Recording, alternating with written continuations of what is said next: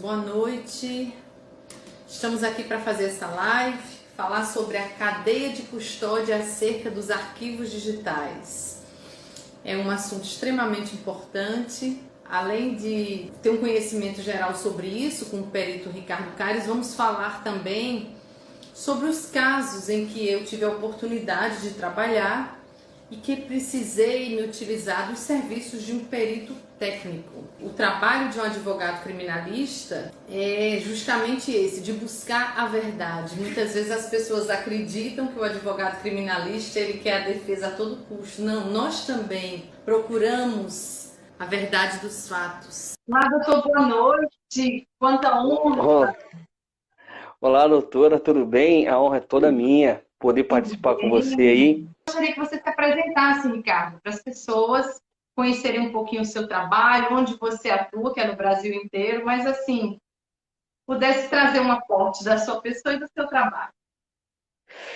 Vamos lá, boa noite a todos. Primeiramente, agradeço, doutora Érica, a oportunidade de estar participando com você dessa live. Para mim é uma honra sempre estar com a doutora, né? Com um currículo maravilhoso que tem. E fazer um breve resumo, tá? Eu sou bacharel em Direito desde 2003, nunca quis advogar, tentei concurso para delegado de polícia, não passei, mas já conheci a área da perícia judicial, aonde que fui me capacitando ao decorrer desse tempo, de 2006 para cá, e consegui, no finalzinho de 2007, me tornar um perito do juízo. E depois eu fui entrando na área civil, que demandou matéria específica. Hoje, especificamente, a minha carreira ela está voltada de 4 anos para cá na área audiovisual. O que seria isso, audiovisual? Envolve todo tipo de material, igual, exemplo, WhatsApp, fotos, e-mails, né? Tudo que essa parte de informática, áudio digital, hoje estou especializado, né? Tenho uma grande formação na parte da computação digital forense. Então é isso, hoje eu estou mais nessa área de audiovisual. Ia falar do livro, né, que a doutora me deu a honra de me mencionar numa das suas obras, aqueles que não conseguiram ver. Você tem esse livro fácil, doutor, que ficou lá no meu carro. Depois você puder mostrar para ele, é uma grande obra. Novamente agradeço aí pelo carinho, ter citado alguns trabalhos. Meu, é acreditado no meu trabalho, né? Principalmente eu estava vindo de um período de muita crítica, e a doutora abraçou aí. Abraçou, acreditou e hoje estamos aí forte aí para as demandas judiciais, né, doutora? Isso. Eu vou pegar o meu livro para mostrar também, mas antes eu queria dar só um resumozinho sobre esse livro, né? É um livro chamado O Crime na Mira da Mídia. Esse livro ele fala sobre o pré-julgamento dos casos de comoção social, onde sequer o juiz de fato ele deu uma sentença, mas a população, em virtude de reportagens feitas, do disse-me-disse, ele já traz um julgamento, e principalmente nos casos que vão a julgamento pelo tribunal do júri. Então, é bem complicado porque as pessoas, antes de saberem a verdade, que as verdades virão através das provas, né, que são trazidas todo ao longo do processo, elas já trazem o estigma de culpado. E isso é muito prejudicial, não é? Então, eu resolvi escrever essa obra porque eu sentia que quando eu ia fazer o júri, as pessoas já tinham aquele desdém de nem escutar a defesa, de não se preocupar de ver as provas, quando essas provas são fundamentais para o esclarecimento do fato. Eu dizia antes da sua entrada aqui na live que nós, advogados criminalistas, assim como os promotores e todos os interessados no processo, nosso trabalho é trazer a verdade dos fatos e buscar um julgamento justo. Não é? Quando a gente pensa em justiça, a gente pensa em dar àquela pessoa aquilo que ela merece pela sua atitude. Então, essa obra foi para falar um pouquinho disso, né? Que nós devemos estar atentos às provas. E aí, nessa obra, eu trago os relatos de seus trabalhos, como perito, né? Nós citamos um caso que, inclusive, e aí agora eu vou deixar para mostrar a minha obra no final, que inclusive está aqui no seu livro, né? Eu recebi aqui, me senti muito honrada, faz parte da minha biblioteca. E essa obra ela fala justamente desse assunto que nós vamos abordar hoje, que é a questão dos arquivos digitais, essa importância de algo que está tão presente no nosso dia, nas nossas comunicações, e que podem vir a ser provas processuais para esclarecimentos de processos. Né?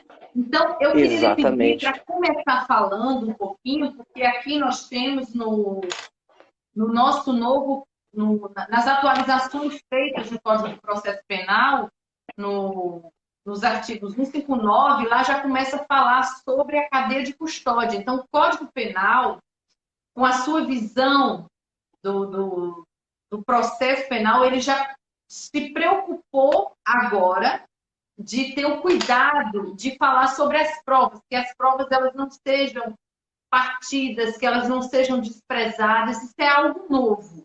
Alguns processos em que eu atuo, eles iniciaram antes da vigência dessa lei. Então, quando nós pedimos que seja respeitado isso aqui, dizem, mas aí não era válido ainda. Então, eu queria que nós começássemos falando sobre o que é essa cadeia de custódia, explicar para quem está nos ouvindo sobre a cadeia de custódia, o que ela qual a importância dessa cadeia de custódia para a gente. Né? Não, legal. E, na verdade, a cadeia de custódia, ela nasceu em 2008, na verdade, né? E poucos, na verdade, doutora, profissionais não sabiam trabalhar, e poucos ainda sabem trabalhar no que diz na prova. Porque o direito é composto de advogado, promotor, juiz e perito oficial, e a lei nos garante, desde o Código, antes do 2008, o direito do contraditório e o direito da ampla defesa. Antes de entrar na matéria propriamente dita, por quê o direito da ampla defesa? Se tem uma prova, ela foi trabalhada por um perito oficial, a lei nos garante que o assistente técnico contratado pela parte, ele tem o mesmo acesso, né? E hoje está mais ventilado pelo pacote anticrime, hoje está mais tendo um cuidado maior. Mas sempre eu trabalhei em cima disso e conseguimos reverter muito a situação, inclusive a questão do Michel Temer, que é antes do pacote anticrime. Não sei quem lembra, lá do áudio dele, que eu falei da cadeia de custódia, né? Existe uma denúncia. Essa denúncia, ela era de origem de um áudio, certo? E fizeram uma gravação, exemplo, num pendrive. Sim. Ou seja, aí o que acontece? Tira uma cópia de qualquer maneira, junta num CD e entrega lá no Ministério Público ou na delegacia. O que acontece? Nisso, tem que ter um cuidado no recebimento, que a cadeia de custódia, ela fala do que é? Do manuseio sobre a prova. Aí que está a questão, tudo começa daí. Então, como você vai extrair uma prova, um objeto, né, que nós chamamos tudo que é prova como objeto, para dentro de um inquérito, sem ter um manuseio? Então, a cadeia de custódia, ela tem que ter uma ordem cronológica do manuseio, né, do recebimento dela, né, a cautelar ela dentro de uma delegacia, dentro de um fórum. O que eu acabo vendo muitas das vezes, chega a determinadas provas lá, primeiramente o que o delegado deveria fazer, ou ele vai num local de crime, com lacre e lacrar. Exemplo, DVRs. Primeira coisa, aconteceu homicídio, já pediu apreensão. O certo o que ele é? Pegar aquele material, colocar num lacre e, em seguida, oficiar o Instituto de Criminalística e mandar para lá.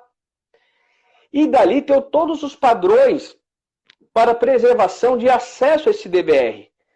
Porque muitos trabalham com isso, sabe? Dependendo do manuseio que você fizer ao ligar o DVR, você apaga tudo do DVR. Uma coisa bem simples. Só o ligar.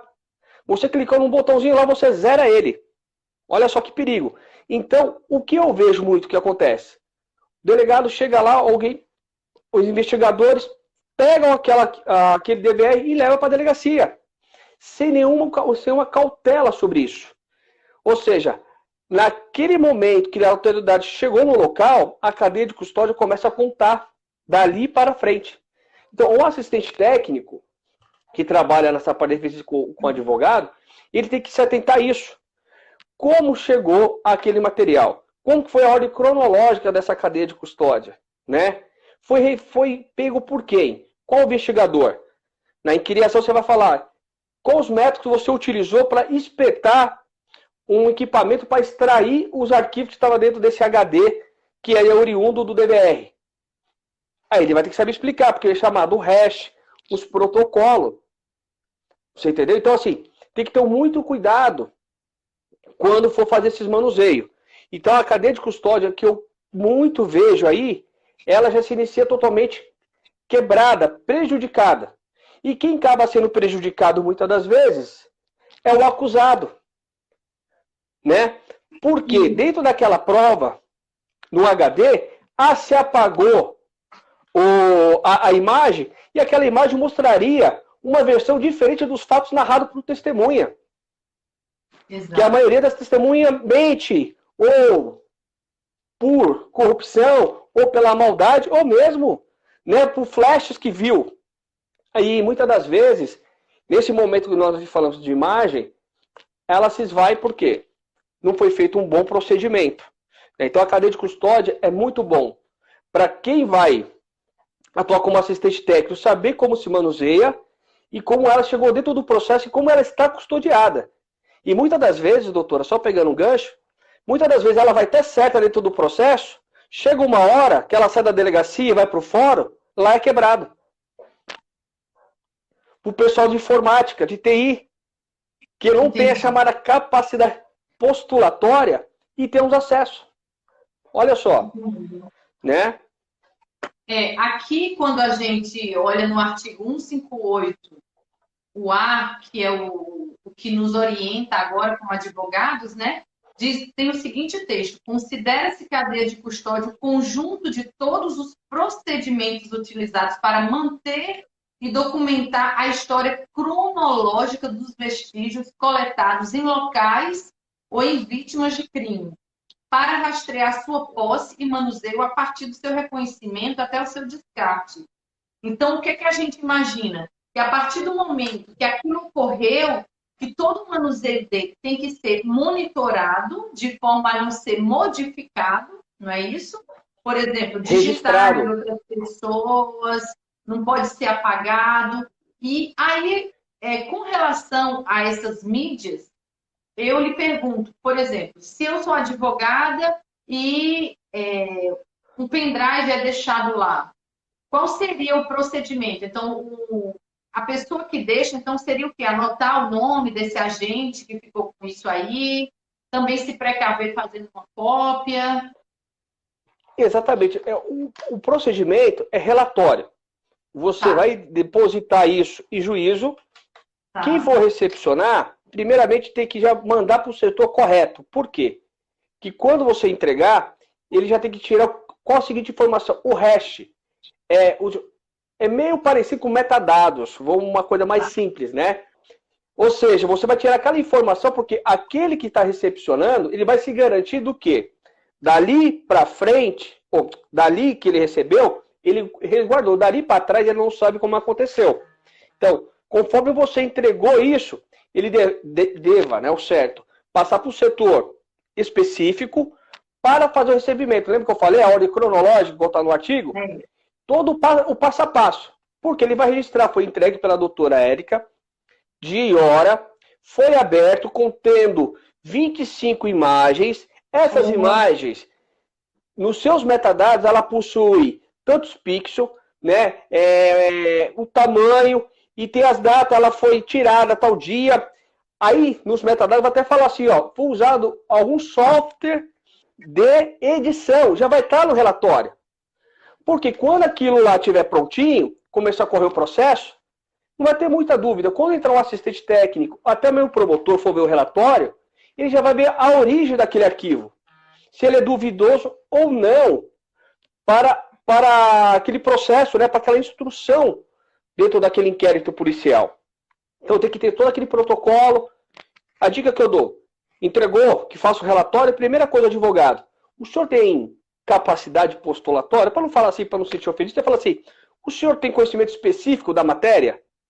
A delegacia, o qual estou, ela pode fazer o recebimento desse material? Aí eu falo, não, vai para o setor tal, que geralmente aqui em São Paulo e em outros lugares também tem, setor tal que eles vão fazer o recebimento. Lá eles recepcionam e dali o passo a passo. Por quê?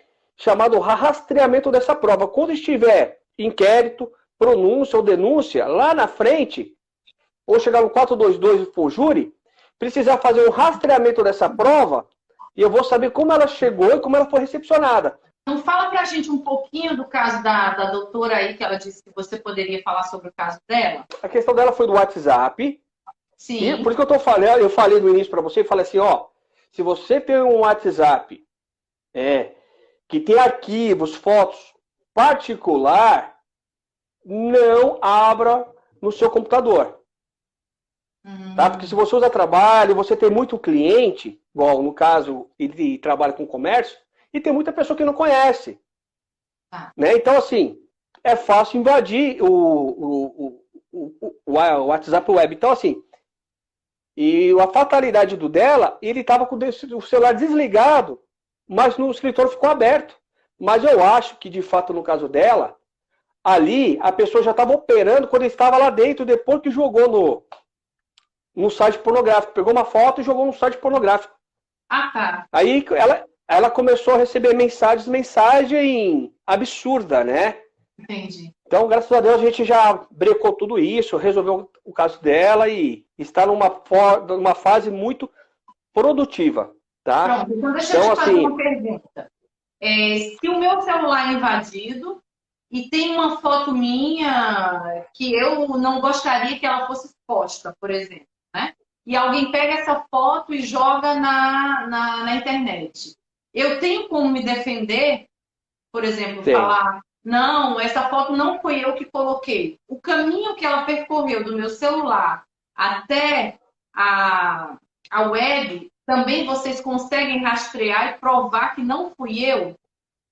Consegue. A parte da segurança da informação consegue. Né? Entendi. Essa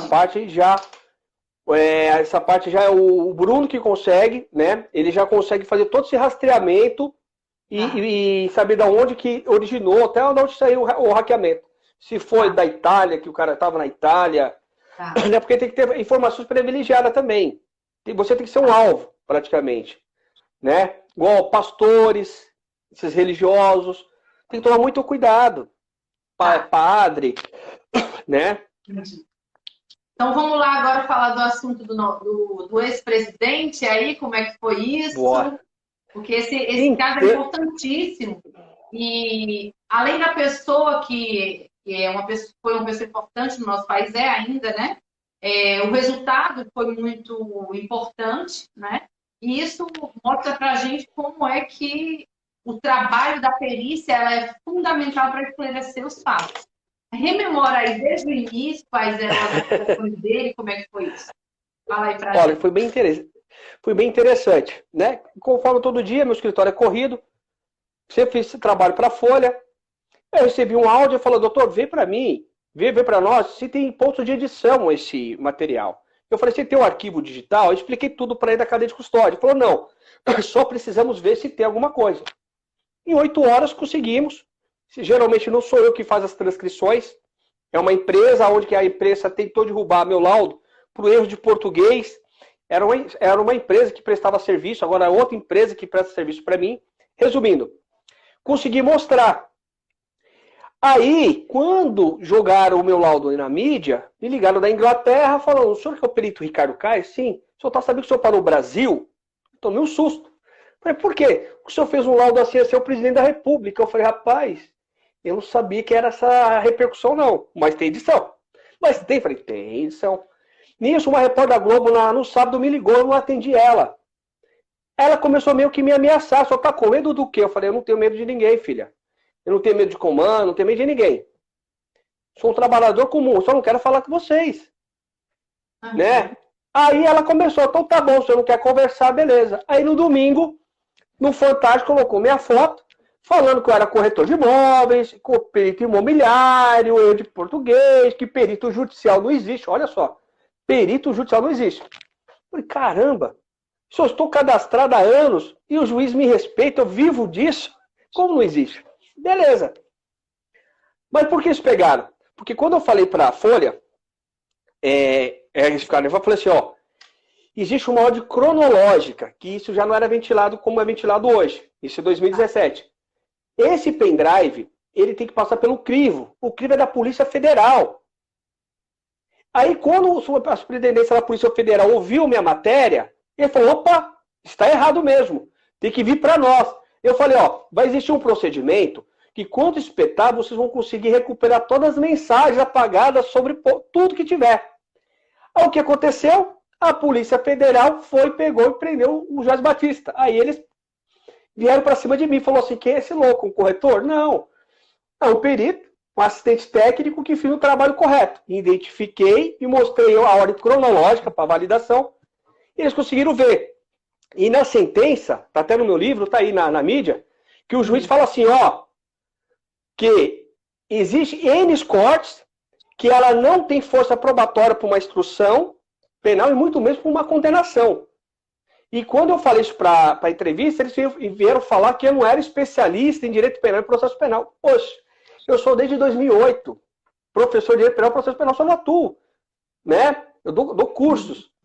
Aí quando eu falei na figura de especialista de direito penal e processo penal e de perito, eles quiseram me destruir a minha imagem. Mas depois eles foram buscar a origem e viu que de fato eu sou especialista em direito penal e processo penal, sou perito do tribunal, e que depois veio um outro perito assistente que confirmou, eu falei 50, ele falou 70, mas o dele nem me importa. O que me importa é da Polícia Federal. A Polícia Federal que me importa. A Polícia Federal achou inúmeros, né, pontos, e no final veio a sentença do juiz concordando lá nas edições, que existe manipulação.